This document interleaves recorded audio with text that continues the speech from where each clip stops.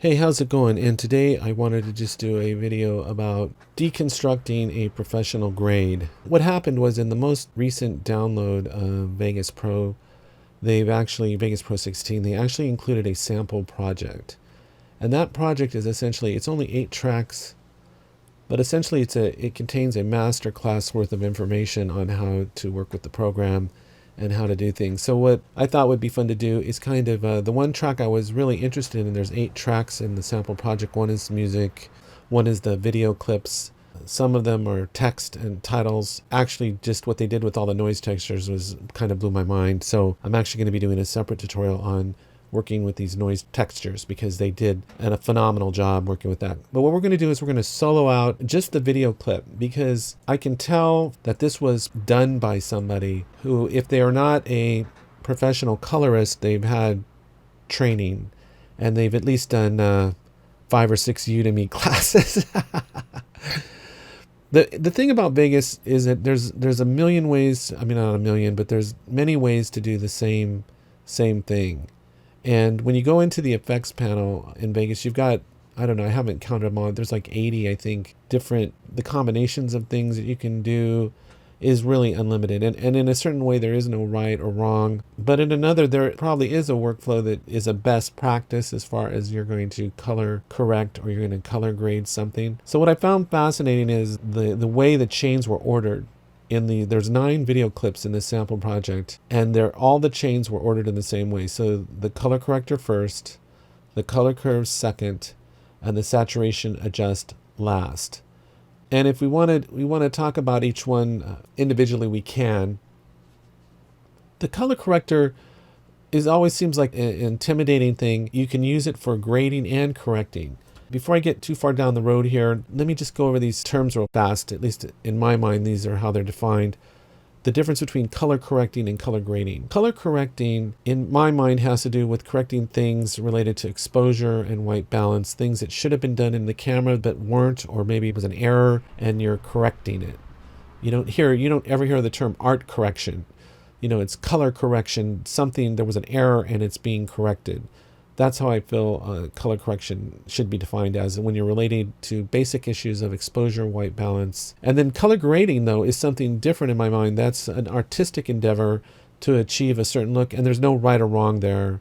So if somebody wants to go in and turn their perfectly exposed and white balanced footage into all blue, that's on them, and good luck to them. And then there's primary and secondary. Primary means the whole image, and secondary means a part of the image. And that makes sense to me because whether you're doing something, are you doing something to the whole image, or are you just, there's a certain part of it you're working on. So when you say your primary color correction, so if someone tells me they're doing a secondary grade, I know that they're going in and working on just a part of the image artistically. If they're saying they're doing secondary color correction, then I know there's a part of the image that, whether the white balance or something is too dark, they're going in and they're just trying to fix something in a dark part, or maybe a highlight that's blown out or something. It's confusing because the tools that you have in the program itself, it's called a corrector, but it can be used for grading. So that's kind of adds to the confusion. Here, gamma and gain here. I'm going to bump up the overall brightness of the whole image, really. These two. This is supposed to be more in the mid-range, and then this is supposed to be more for the highlights. One great thing about Vegas is it comes with all the scopes you need. So if you hit Control, Alt, and 2, your scopes pop up. And these can help you kind of figure out what's going on if you're not really sure by looking at something. So in terms of white balance, if I could just say how you could use this, is usually when your red, green, and blue channels are the same, then your image is usually considered to be, so right now you would say this isn't necessarily white balance, but you can't really say that because it's been graded now. So once it's been graded, it may have started out white balanced, but now that it's been graded, of course there's going to be discrepancies between these channels. But the color corrector allows you to go into the low, mids, and highs and make those adjustments. So like if you wanted to pull up the shadows in the reds, you could pull those, but you got other things going on up here with the curves and things. So if we turn those down and then I start adjusting these, like if I pull the blues down a little bit. So here you can see there's a lot of red in here. So as we start pushing and these back to the center point, you can see how it's probably starting to look more like it probably looked the day that they shot it.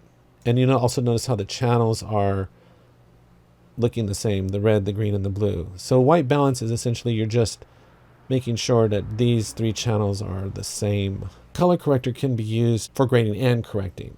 So moving along, let's move along and look at these clips how they corrected them.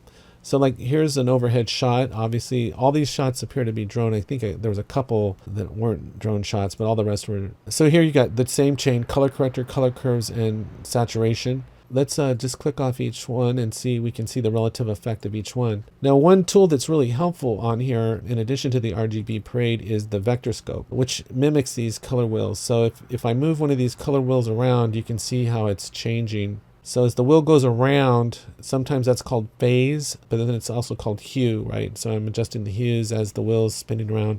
And you can see those changes reflected here on the wheel. And as this point is brought to the end, that's increasing the power or intensity of that effect. So if I go drag it all the way into magenta, you can see it's really drawn toward magenta over here. So it almost looks like a weather forecast, kind of like a radar scope or something. So let's look at what was done on this clip. So they started with the, you usually start in a chain. You would never start from here and work this way. You always work from left to right.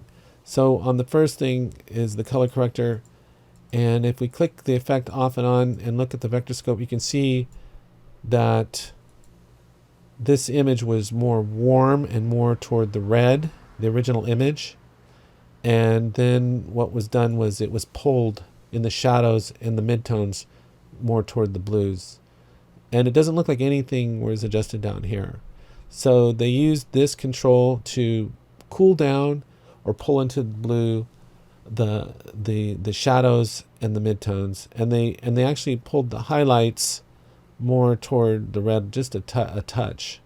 So they went from that to that with the color corrector. Now of all these tools, I should mention that the color curves are the most powerful, have the greatest effect. Just clicking it off and on, you can see what a difference that makes. So let's go into here and see. So now how to use this tool is you can go into each channel individually. So a lot of people just go to RGB and they'll use that to adjust like the highlights and the shadows, but really what you can do is go into each channel individually. Actually what happens is this is the red channel, for instance, and this is so these are the shadows, these are the mids, and these are the highs. And here it kind of shows you a representation of what color you're creating. So this is really kind of dark here. It's a kind of a darkish cyan color. So if you move this point up, you see I'm pulling it out of cyan. This is a good time for me to show one thing too. Okay, so one thing to understand about color theory is that the colors on the opposite side of the wheels are considered complementary, and they have the greatest contrast. So what you see a lot in movies is what they call the orange teal look, where the actor's skin is orange and the background is teal. And so it creates a contrast. So these colors on the opposite side of the wheel, green and magenta, cyan and red, blue and yellow, they're opposite each other on the wheel and they're considered complementary, and they cancel each other out. So as you pull something into blue, it gets less yellow, and when you pull something into yellow, it gets rid of the blue. So that's like if you have too much blue in your image, you would get rid of it in the shadows. Let's say you had too much blue in the shadows, you would get rid of it by pulling it into the yellows. So that's very important to understand. Let me go here and look at these movies like Blade Runner. You can see they're actually just throwing the concept right in your face, where Harrison Ford is teal and Ryan Gosling is orange. But usually you'll see the actor, here's a good example. This actor is very much in the kind of orange range, and in the background is blue. And what that does is you'll see how his face just kind of pops off the screen there. And that's because there's these colors are complementary. This tannish skin tone against the blue really pops his face from the screen. It's almost becoming a cliche, almost, this orange teal look. But that's what's going on with that. So what they did is it looks like they pulled the shadows into the blue, the mids into the blue, and then they dropped the highlights into, pulled them a little bit toward the red. Then they went into the curves, and then he pulled down the red channel, which actually drops it, creates more cyan effects. So now what's great about this tool is that you can go in and add points to it, and by being able to do that, you can actually surgically affect just one area. It's really a great way to isolate just one area of your image. If you want to just affect the shadows, just affect the mids, this allows you to just affect that one little area. So like here, I'm just pulling the reds down all the way dark. Out of all these three tools, the color corrector bleeds. So even though let's say, like if we go here and I just say, like, it says mids, but look what happens to the image when I pull it to the reds. I mean, it affects the whole image. So even though these say low, medium, high, it affects the other channels. And if we look at the RGB parade, you can also see that happening here as well. So even though it says it's only affecting the mids, it's affecting everything because it affects the other channels as well. So this tool is not, it kind of, I don't know how to say it, it kind of gets you in the ballpark, but it's not surgical. It's still hitting an area, and that area bleeds. So these effects all bleed. Whereas the color curves, because you can set points, it actually is surgical and it will not bleed. And that's one reason to use the color curves and go through each individual channel, adjust things. So if I add a point here, I can get rid of the greens. And then see at the same time, it's going to, if we look at the vector scope, you can see what it's doing. As I pull the greens down, it's shifting everything toward the red, see?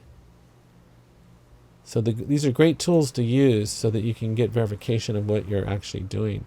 So of course, if you push green up, you're pushing green up, but if you push green down, it's not always clear what color you're going to be accentuating. So if you pull green down, you're actually going to be accentuating red.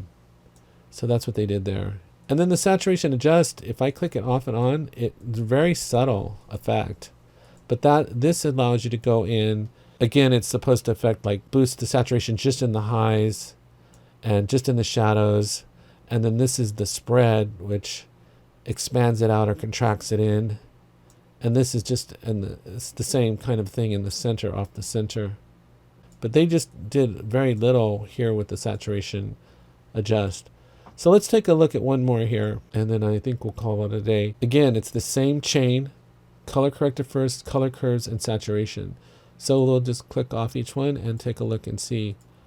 So this is probably what the image looked like in the as shot, in a white balanced and properly exposed. I mean, it's dark, so it's as exposed as it's going to be. So it's going to be a darker image. If we go and we look at well, we can look at the histogram, but you can see it's exposed as it's going to get, and it's got a kind of a range of values there. But let's look at the color corrector. So color corrector off, color corrector on. So this is kind of a warm image, and now it's been cooled down. So it's actually, their thinking on this, I don't know exactly what their thinking was, but they pulled it more toward the cyan. They pulled the mids more towards the green, and they pulled the highs to the magenta, which makes sense, is they were probably wanting to get a magenta sky. For the city and maybe the water, they decided to pull it more toward the green. Again, artistic decision. Now if we go to color curves, let's see what they did there. Now you see that makes a dramatic difference there, and it's a lot more contrasty. So let's take a look what they did here. Okay, so it looks like for the blues, they boosted up the blues in the shadows, and so it's a darker, that would have explained the contrast. The greens, they just kind of pulled down a little bit on the greens, not a lot. On the reds, they boosted the reds.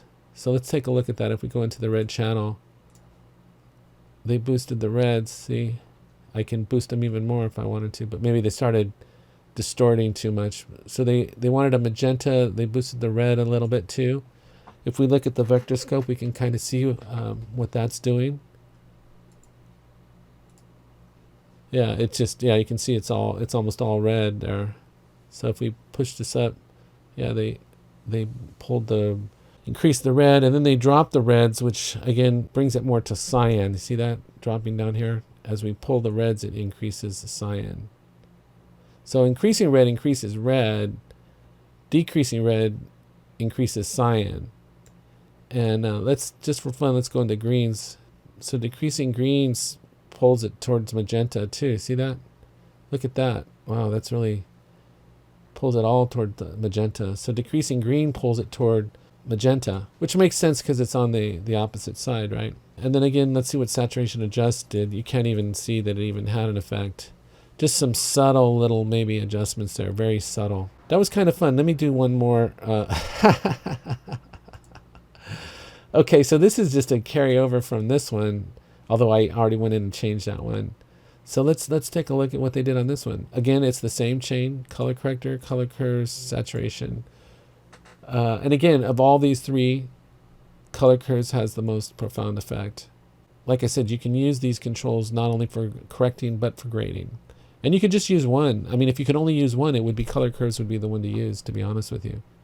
It would allow you to white balance, boost up your exposure, and then also go in and, you know, pull the colors in any direction on the wheel that you wanted to go.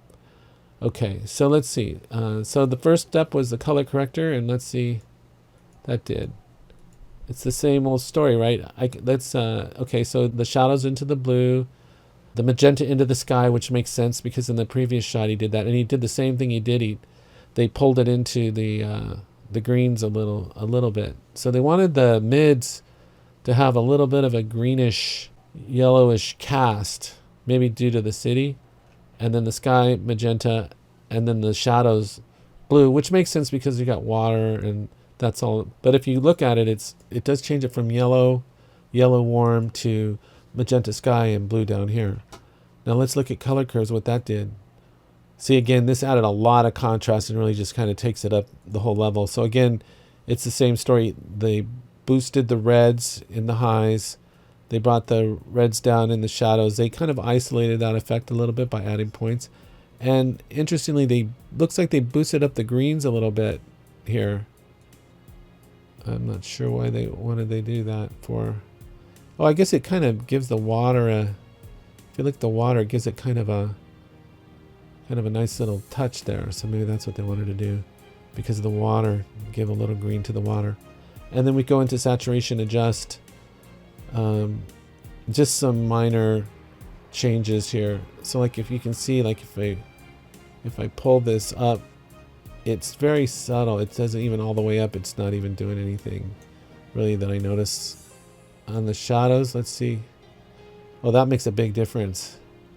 Yeah, so this is a dark image. If I boost the saturation, it really pulls it out. So, coming in as a backseat driver, we could have maybe boosted that up a little bit more. And then your center makes a difference here. If you drop it down, it really gets it off. Yeah, and then amount of the whole effect here, right? So this is just another way to come in and kind of boost up the colors in just certain parts of your image.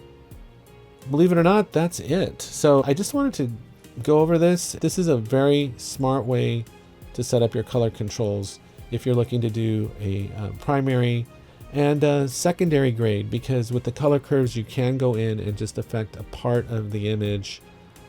So this chain of controls, to summarize, this chain of controls gives you the ability to do primary, secondary, correction, and grading inside Vegas Pro. And I'm certain that's why they use this chain of effects. I hope you found this helpful. If you have a setup that works better for you, I'd be interested to hear it. Thanks so much, and I'll see you next time.